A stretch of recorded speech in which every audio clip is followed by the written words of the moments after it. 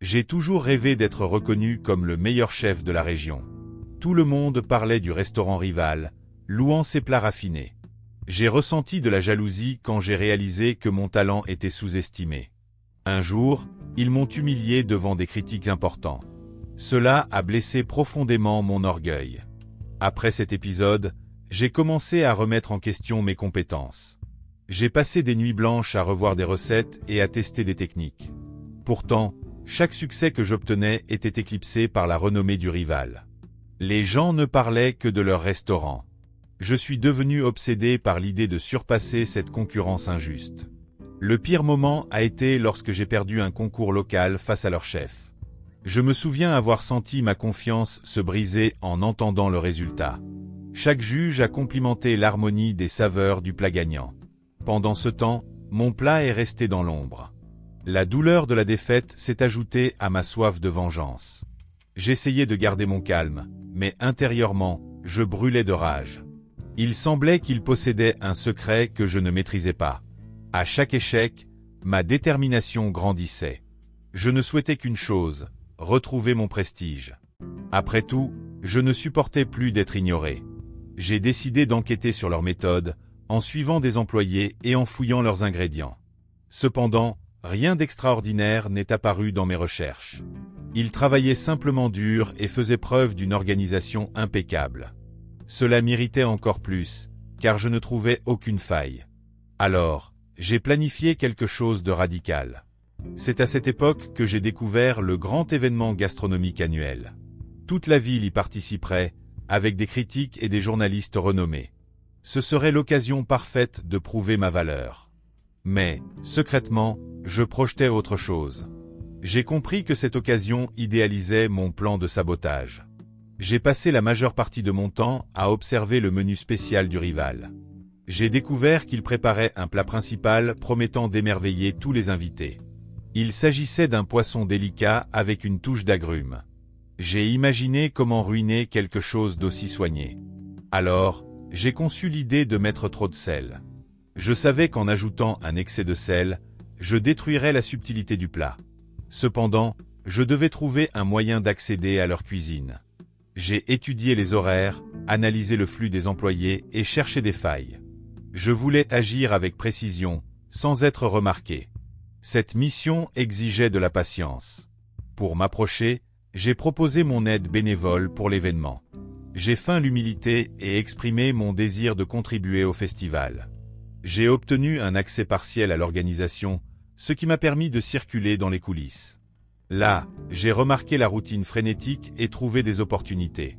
C'était le moment de mettre le plan à exécution. Même avec toute la rançéure accumulée, j'avais peur d'être découvert. J'imaginais les conséquences d'entacher ma propre réputation. Pourtant, le souvenir de l'humiliation passée me poussait à agir. Je ne pouvais pas oublier ces regards de mépris. Je devais montrer que je n'étais pas un échec. Alors, j'ai étudié chaque détail de l'endroit où le poisson serait préparé. Je devais savoir quand il serait mariné, assaisonné et mis au four. J'ai tout suivi de loin, m'assurant qu'il ne soupçonne rien. L'adrénaline coulait dans mes veines, alimentant ma détermination. C'était maintenant ou jamais. En découvrant l'heure exacte de la préparation, j'ai planifié mon attaque. J'ai fait semblant de devoir vérifier la température du four et je suis entré dans la cuisine. J'ai attendu le bon moment pour verser une quantité excessive de sel. J'ai ressenti un plaisir étrange en voyant ces cristaux blancs recouvrir le poisson. J'étais sur le point de changer mon histoire. Quand j'ai terminé le sabotage, mon cœur s'est emballé. Je suis sorti discrètement de la cuisine, sans attirer l'attention. Personne ne m'a suspecté, car mon déguisement d'assistant improvisé a bien fonctionné. J'ai couru vers la salle, essayant de paraître calme. En moi, un mélange d'excitation et de peur dominait chaque pensée. Je me suis assis près des jurés, feignant la curiosité pour le banquet. J'ai suivi le déroulement de l'événement avec une anxiété croissante. La présentation du plat principal du rival était sur le point de commencer.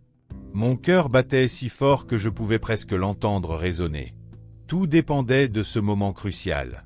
Quand le serveur a servi le premier plat aux critiques, j'ai retenu mon souffle. J'ai observé attentivement chaque réaction, attendant un rejet immédiat. Dès qu'ils ont goûté, leurs visages ont tressailli légèrement. Puis, ils ont échangé des regards confus et ont saisi leur verre d'eau. Je me suis préparé au chaos. Les gens ont commencé à chuchoter, réalisant que quelque chose n'allait pas. Certains invités toussaient discrètement, essayant de cacher leur malaise. Le chef du restaurant rival, surpris, a couru vérifier le poisson. Ses yeux se sont remplis de panique en remarquant l'excès de sel. C'était le début du désastre annoncé. Mon rival a essayé de sauver la situation, mais il était déjà trop tard. La réputation impeccable du restaurant a subi un coup violent. Les critiques ont exprimé leur indignation, exigeant des explications. J'ai regardé tout cela avec une satisfaction amère. Au fond, cependant, j'ai ressenti une pointe de culpabilité. Malgré tout, j'ai gardé mon calme, feignant d'être tout aussi abasourdi. J'ai dit à tous que c'était une surprise incroyable. J'ai affirmé que je n'aurais jamais imaginé une erreur aussi basique de la part d'un chef renommé. Les caméras enregistraient chaque instant du scandale. J'avais causé des dégâts irréversibles à la concurrence. Après l'événement, la nouvelle du désastre gastronomique s'est rapidement répandue. Les gens commentaient sur les réseaux sociaux, critiquant sévèrement le restaurant rival. C'était comme si un empire culinaire s'effondrait sous mes yeux. Je ressentais un étrange mélange de triomphe et de malaise. Peut-être que cette vengeance était trop douce. La direction du restaurant rival a tenté de se justifier, invoquant des erreurs de fournisseurs. Cependant, personne n'a cru cette histoire, car la quantité de sel était absurde. Certains ont évoqué un sabotage, mais sans preuve concrète. J'ai suivi tout cela en silence, satisfait. Enfin, je leur avais volé la vedette. Cependant, j'ai réalisé que la répercussion négative a dépassé mes attentes. Le restaurant concurrent a perdu des clients, reçu des critiques terribles et fait face à des problèmes financiers. Mon acte de vengeance était plus qu'une simple humiliation. J'avais détruit le travail de nombreuses personnes dévouées. Cela a commencé à peser sur ma conscience. Pourtant, j'essayais de me convaincre qu'ils méritaient cela. Je me rappelais chaque fois qu'ils m'avaient rabaissé, les critiques injustes et le mépris. Je pensais avoir enfin rendu justice à mes souffrances. Cependant, une partie de moi se demandait si j'avais franchi une ligne. Le regret et la fierté se livraient une bataille intérieure. Avec le temps, mon propre établissement a commencé à prospérer. Certaines personnes venaient par curiosité, d'autres par solidarité. Cela me rendait heureux, car je sentais enfin une reconnaissance. Mais un doute me hantait. Mon succès était-il légitime ? Ma victoire n'était-elle qu'une tricherie cruelle ? Au milieu de tout cela, j'ai réfléchi à la véritable satisfaction de conquérir quelque chose de cette manière. Après tout, je devais prouver que mon talent existait, et pas seulement détruire la concurrence. L'événement n'avait été qu'une étape, bien que radicale, pour attirer l'attention. J'étais déchiré entre la gloire et la culpabilité. Mais il n'y avait pas de retour en arrière possible. La presse continuait de parler de l'incident, revisitant chaque détail du désastre salé. Les critiques analysaient comment un simple assaisonnement pouvait tout ruiner. Beaucoup exigeaient une explication officielle du chef rival, qui restait silencieux. Pendant ce temps, je maintenais l'image d'une étoile montante. La culpabilité me rongeait, mais je la dissimulais bien. Certains collègues ont commencé à me demander si je savais quelque chose. Je répondais toujours de manière évasive, feignant la surprise et l'indignation. Pourtant, les rumeurs se propageaient, et les spéculations prenaient de l'ampleur. J'ai senti que la vérité pourrait éclater à tout moment. Ma tension ne faisait qu'augmenter. En secret, j'ai commencé à repenser chaque détail du sabotage. Je me demandais si j'avais laissé des traces qui pourraient me compromettre. Le souvenir d'avoir versé une quantité excessive de sel me donnait des cauchemars. Je craignais d'être découvert et de perdre tout ce que j'avais acquis. L'adrénaline s'était transformée en paranoïa. Pour me calmer, j'ai essayé de me concentrer sur l'expansion de mon propre restaurant. J'ai lancé de nouveaux plats, reçu des éloges et participé à des événements mineurs. Cependant, le passé me hantait toujours, ressurgissant au moment de plus grands succès. C'était comme si je ne pouvais pas célébrer pleinement ma victoire. Quelque chose m'empêchait d'avoir la paix. Certains clients attentifs ont remarqué mon agitation pendant le service. Je souriais, mais intérieurement, j'étais toujours en alerte. À chaque nouvelle concernant le rival, mon cœur s'emballait. Il semblait qu'à tout moment, tout pourrait être révélé.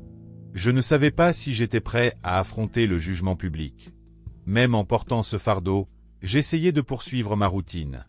Je voulais toujours être reconnu comme un grand chef, mais de manière honnête. Peut-être était-il trop tard pour un repentir sincère, car les dégâts étaient faits. Cependant, je ne pouvais pas inverser les conséquences. Il ne me restait qu'à avancer, souffrant en silence. Les mois ont passé, et la renommée du désastre culinaire persistait. La réputation du rival ne s'est jamais complètement rétablie, et le restaurant continuait de décliner. Pendant ce temps, moi, ironiquement, je prospérais. Mais ma conscience pesait de plus en plus.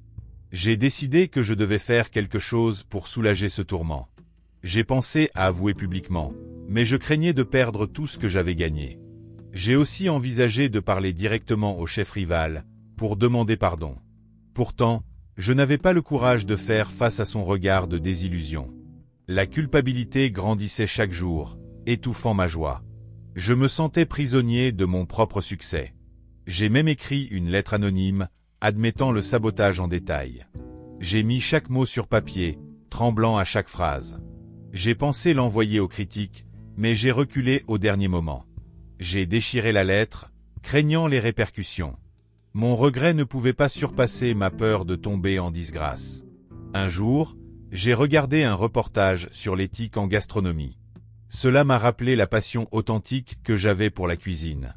Ce n'était pas pour la vengeance ou pour détruire quelqu'un, c'était pour la joie de créer des saveurs. J'ai ressenti une douleur au cœur, réalisant à quel point je m'étais égaré. J'aspirais à la rédemption, même sans savoir comment. Aujourd'hui, en racontant mon histoire, j'espère qu'elle servira de leçon à ceux qui m'écoutent. L'humiliation m'a aveuglé, et j'ai laissé la jalousie dicter mes actes. Saboter le plat du rival a ruiné plus que leur réputation. Cela a blessé mon essence même, entachant mon but dans la cuisine. Je sais que je ne serai plus jamais le même après cela. Maintenant, je fais face à la réalité que mon triomphe a été construit sur une fraude salée. J'ai été consumé par la soif de vengeance et n'ai pas mesuré les conséquences.